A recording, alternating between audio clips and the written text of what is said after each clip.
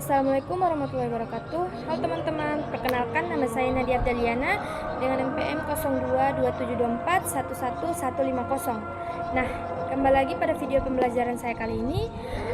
Pada kesempatan kali ini, saya akan membahas tentang transformasi peran Bank Indonesia setelah kehadiran Otoritas Jasa Keuangan. Nah, sebuah perubahan besar dalam sistem keuangan Indonesia yang mempengaruhi stabilitas ekonomi, pengawasan sektor keuangan, serta arah kebijakan moneter nasional. Nah, di sini kita akan membahas mengenai latar belakang lahirnya Otoritas Jasa Keuangan. Nah, sebelum Otoritas Jasa Keuangan dibentuk, pengawasan perbankan berada di tangan Bank Indonesia. Namun semakin kompleksnya industri jasa keuangan mulai dari perbankan, asuransi, pasar modal, hingga beberapa lembaga pembiayaan membutuhkan pengawasan yang lebih menyeluruh dan independen. Nah, karena itulah pada tahun 2011 pemerintah membentuk Otoritas Jasa Keuangan atau OJK melalui Undang-Undang Nomor 21 Tahun 2011. Nah, pemerintah membentuk Otoritas Jasa Keuangan memiliki beberapa tujuan. Nah, yang diantaranya yaitu tujuan yang pertama yaitu melindungi konsumen jasa keuangan. Tujuan yang kedua yaitu meningkatkan stabilitas sistem keuangan. Tujuan yang ketiga yaitu untuk memastikan seluruh kegiatan industri jasa keuangan berjalan teratur, transparan, dan akuntabel. Nah, setelah kita membahas mengenai latar belakang lahirnya Otoritas Jasa Keuangan, kita akan membahas mengenai kondisi sebelum Otoritas Jasa Keuangan ada. Nah, sebelum adanya Otoritas Jasa Keuangan atau OJK, peran Bank Indonesia atau BI sangat luas. Nah, diantaranya mencangkup yang pertama yaitu kebijakan moneter, yang kedua yaitu sistem pembayaran, yang ketiga yaitu pengawasan perbankan, dan yang terakhir atau yang keempat yaitu stabilitas sistem keuangan. Artinya, Bank Indonesia menangani terlalu banyak fungsi sehingga fokus utamanya pada pengendalian inflasi seringkali terbagi. Nah, selanjutnya kita akan membahas mengenai posisi Bank Indonesia setelah Otoritas Jasa Keuangan dibentuk. Setelah Otoritas Jasa Keuangan hadir, fungsi pengawasan mikroprudensial perbankan diserahkan sepenuhnya kepada Otoritas Jasa Keuangan. Nah, sejak saat itu Bank Indonesia bertransformasi menjadi bank sentral modern dengan berfokus pada beberapa yang pertama yaitu ada kebijakan moneter. Nah, kebijakan moneter ini menjaga stabilitas nilai rupiah melalui suku bunga, operasi moneter, dan instrumen lainnya. Nah, yang kedua yaitu ada sistem pembayaran. Nah, sistem pembayaran ini hadir untuk mengatur dan mengawasi sistem pembayaran tunai maupun non-tunai. Nah, itu contohnya termasuk kris, kartu debit, dan instrumen digital lainnya. Nah, kemudian yang ketiga ada makroprudensial. Nah, makroprudensial ini hadir untuk mengawasi stabilitas keuangan dari sisi makro seperti penetapan GWM, kebijakan rasio, mitigasi resiko sistemik, dan pembatasan kredit. Selanjutnya kita akan membahas pembagian tugas Bank Indonesia dan Otoritas Jasa Keuangan setelah transformasi.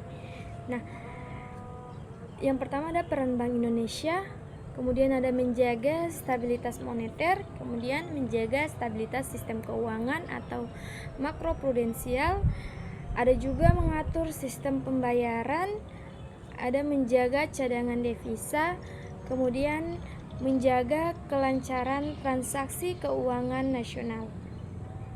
Nah, peran otoritas jasa keuangan yaitu untuk mengawasi perbankan secara mikroprudensial, kemudian mengawasi industri keuangan non-bank atau IKNB, kemudian mengawasi pasar modal, ada juga melindungi konsumen jasa keuangan.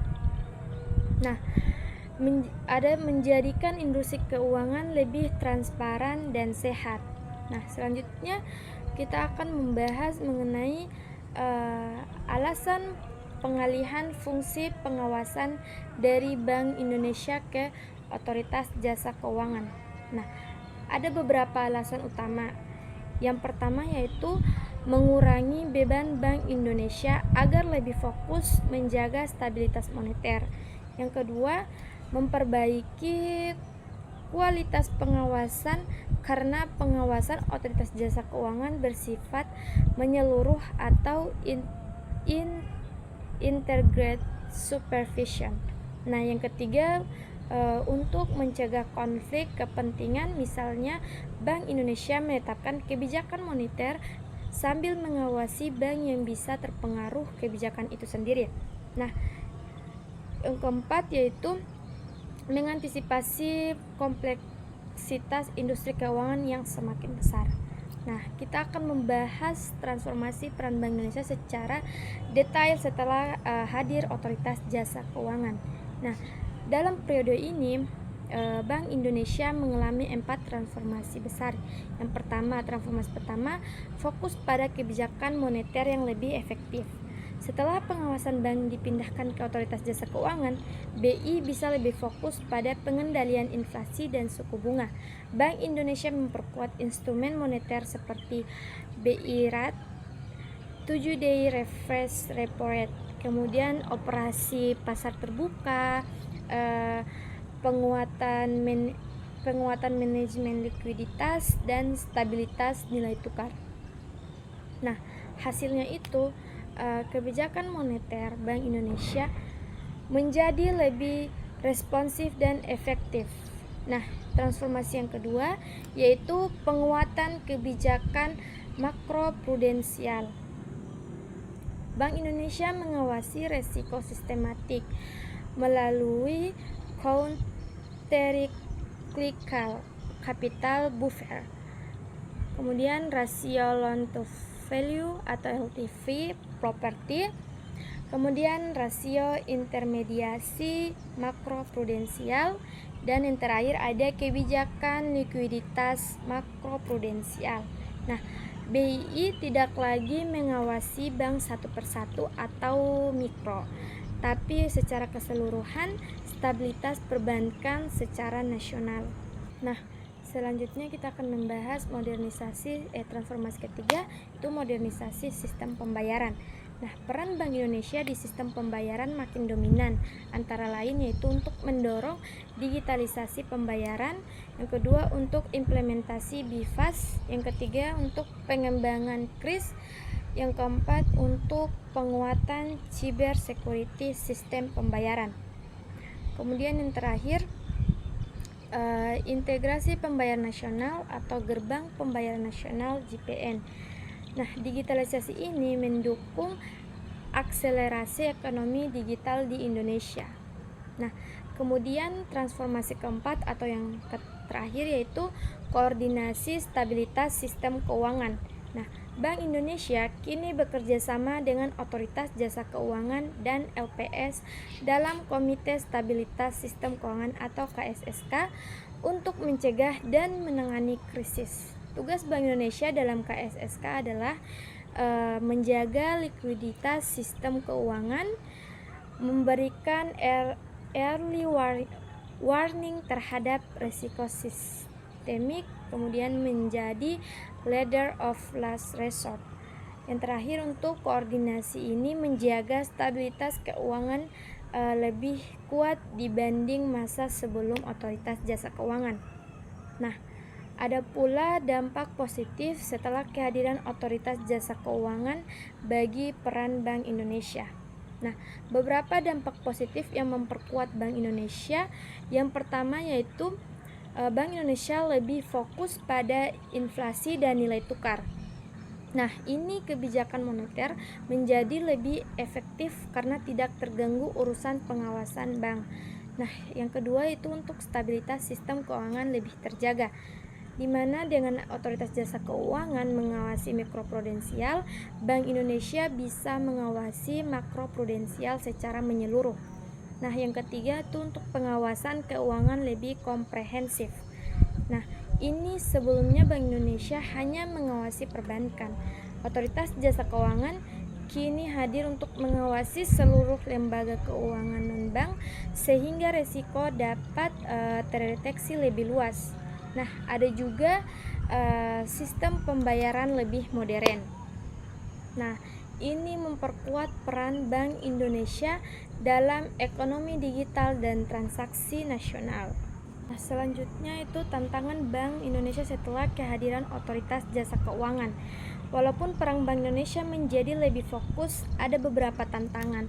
Yang pertama, koordinasi intensif dengan Otoritas Jasa Keuangan karena kebijakan moneter bisa berdampak pada perbankan yang diawasi Otoritas Jasa Keuangan. Yang kedua, ada resiko digitalisasi. Nah, semakin besarnya transaksi digital memerlukan pengawasan ketat terhadap keamanan siber. Yang ketiga, ada stabilitas sistem keuangan global. Nah, guncangan global seperti krisis ekonomi, perang, atau kenaikan suku bunga The Fed mempengaruhi kebijakan Bank Indonesia. Nah, dengan hadirnya Otoritas Jasa Keuangan, peran Bank Indonesia mengalami transformasi besar yang membawa dampak positif bagi stabilitas ekonomi nasional. Bank Indonesia kini lebih fokus pada kebijakan moneter, sistem pembayaran, dan pengawasan makroprudensial, sementara Otoritas Jasa Keuangan bertanggung jawab penuh terhadap pengawasan industri jasa keuangan. Kolaborasi antara Bank Indonesia dan Otoritas Jasa Keuangan (LPS) membuat sistem keuangan semakin kuat, modern, dan tangguh menghadapi tantangan global. Nah, terima kasih telah menyimak video pembelajaran saya kali ini. Lebih dan kurangnya saya mohon maaf. Wassalamualaikum warahmatullahi wabarakatuh. See you next video.